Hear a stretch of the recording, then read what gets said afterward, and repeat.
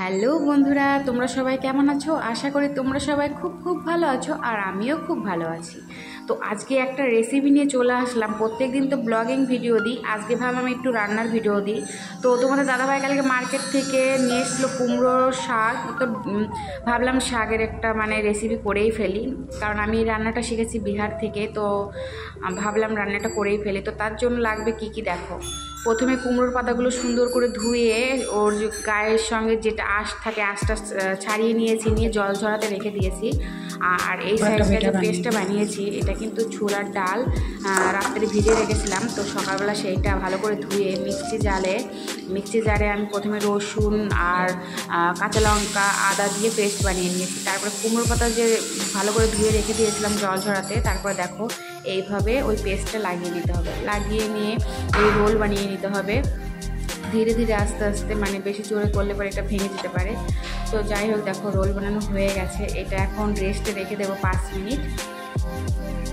আর সাইডে দেখো আমি একটা গামলায় বসিয়ে দিয়েছি জল গরম করার জন্য, যাতে এই কুমড়োর পাতাটা যে রোলটা বানিয়ে নিয়েছি সেইটা আমি উপরে বসিয়ে দেব। আর এই যে জারের উপর বসিয়ে দিয়েছি, এটা কিন্তু আমি তেল লাগিয়ে দিয়েছি, কারণ পরে লেগে ধরবে জন্য। আর যেটুকু জল ছেড়েছিল কুমড়োর পাতার মধ্যে থেকে, সেই কুমড়োর পাতাটুকু দিয়ে জল দিয়ে ঢেকে দিলাম। পুরোটাই ভাপে হবে। মোমো যেভাবে তোমরা ভাপিয়ে করো ঠিক সেইভাবেই করব।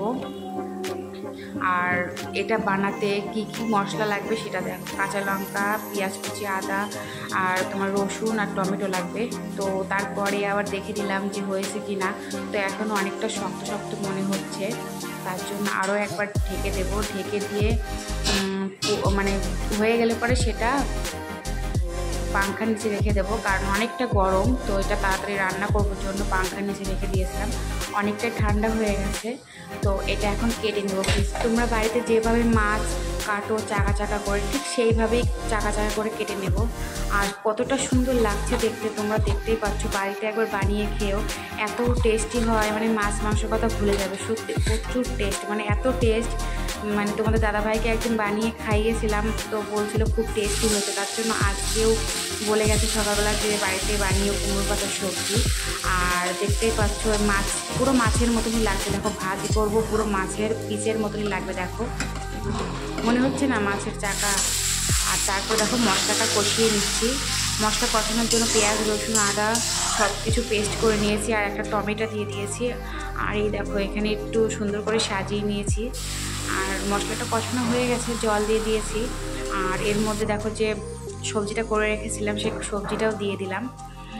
আর আমার সবজিটা প্রায় হওয়ার মধ্যে হয়ে গেছে, নামিয়ে নেব। তো বন্ধুরা, এই রেসিপি একবার করে খেয়ে দেখো, খুব টেস্টি হয় খেতে। Tata, bye bye.